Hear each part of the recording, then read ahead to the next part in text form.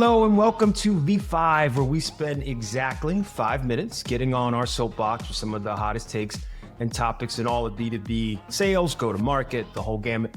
I always say this is really going to be a fun one because Kelley Hippler and I, on paper, might seem diametrically opposed. I'm a Falcons fan. You can see she's a Patriots fan. I'm former Gartner. She's former Forrester.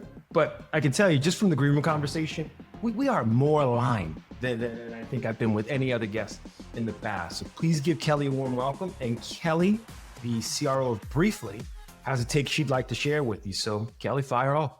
All right. Well, Jarod, thank you so much for having me here today. And as we were chatting about, stat I recently saw from Sales Benchmark Index, talked about the fact that the average tenure of a CRO is now down to 19 months. So I think we're now shorter term than your average CMO.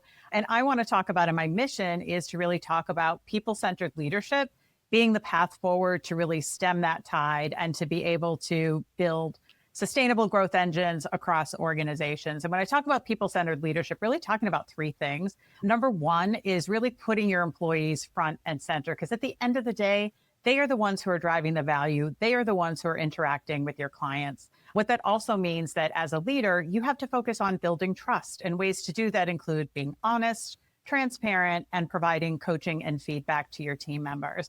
And then the third part of that is really being focused on removing roadblocks for your team so that they can be more successful and want to stay with your team. And I know there's a lot of focus on AI right now. And I think instead of the conversation being about AI replacing your team members, it should be about how does it make your team members more productive and more successful? How does it free up more of their time so they can spend it with your clients? Because the more time they're spending with your clients, the more likely you're going to be to retain those clients and grow your business. And I think the flywheel just starts to go from there. So yeah, I'm on a little bit of a mission soapbox to talk about people-centered leadership being the path forward in sales. That's awesome. Kelley, what do you think is in the way? Because again, we were saying in the green room, it sounds so simple. It sounds so common sense, but where do leaders get stuck on being more people-centric?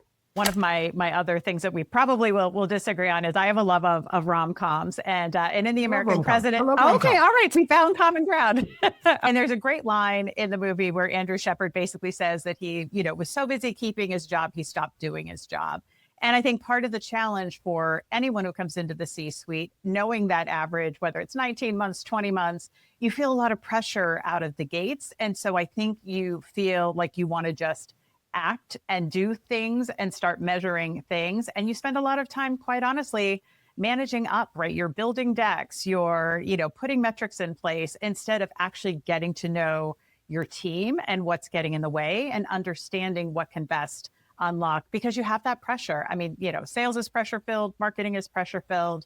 And I think if you walk into it already feeling like the clock is ticking the moment you set foot on a new job, sometimes it's going to force you to do things that won't lead to your desired outcome. And I think that's probably why. Would love to get your thoughts on that.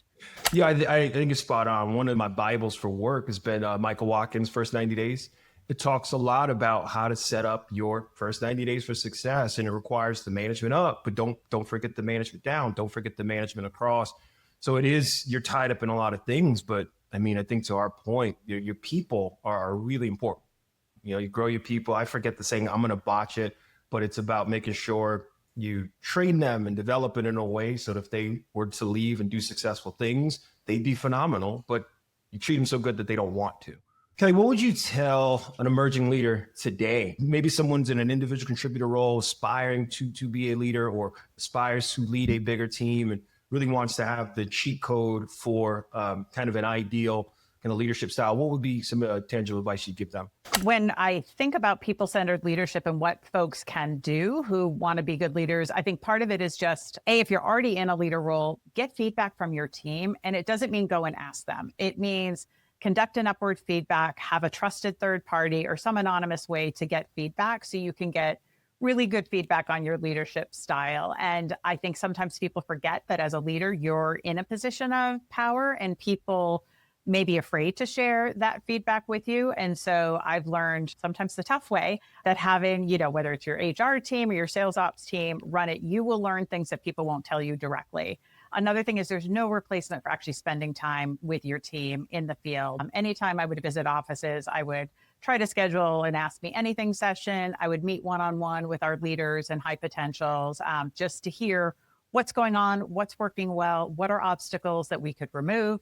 And then again, as you think about tools or programs and things, really making sure that your goal when you implement a new tool or a new process is to help drive productivity. We used to reference it as being taking the sand out of the gears, and how do we take some of that friction out of the system so that our sellers can spend more time with their clients, and then measuring the impact of what we are doing. And so instead of measuring things like dials and emails, which are just activities and not outcomes, we actually used to stack rank our managers, looking at what percentage of your reps got to plan and what's your attrition rate, as a way to see who is being effective as a leader. And so I think if someone's interested in moving into sales management, just recognizing it is a different job than selling. It is about enabling other sellers to be successful. And I think where a lot of high potentials go wrong, and they don't mean to, is I think in their minds, it's like, well, I was a successful seller, so if I can get my team to do what I did exactly the same way I did it,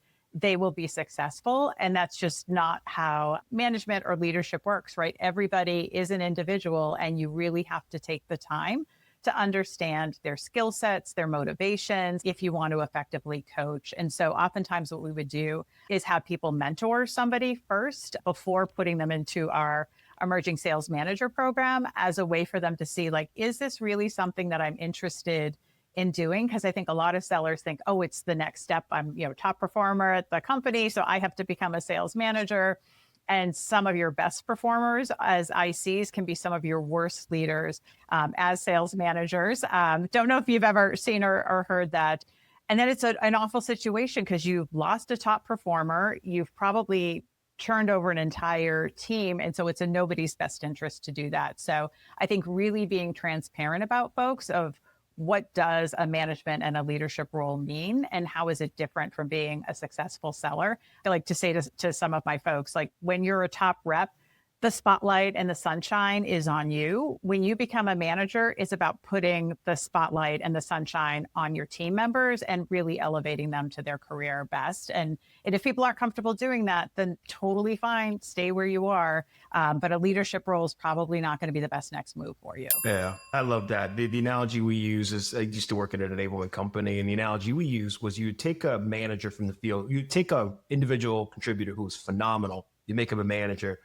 And the analogy was, there's a reason why Michael Jordan wasn't a great coach, because a lot of times it's like, just get the ball, go by everybody, jump over everyone, and dunk it. We didn't have the same routine. We are not the same, but it would be akin to that. Just do what I've done. And I look how easy I made it. And it's just like, you are the greatest of all time. I don't know if that's a debate for us, Kelley, who the greatest basketball player of all time is. You might say someone else, but nope. You're not going to get a debate from me on that one. I am Michael Jordan all the way, as far as that one goes. All right, there we go. These always go super fast. I'm sure we could talk for 5 hours, but really appreciate the time you spent with us today. Kelley, if people wanted to get in touch and talk more about people-centric leadership, where would they find you to do that? Yep. Best place would be on LinkedIn, and more than happy to connect with folks and continue the conversation. As you can probably tell, it's a topic I'm extremely passionate about, and happy to help any new leaders or, new leaders stepping into a new situation. Anything I can do to help folks out, just love to carry the message forward.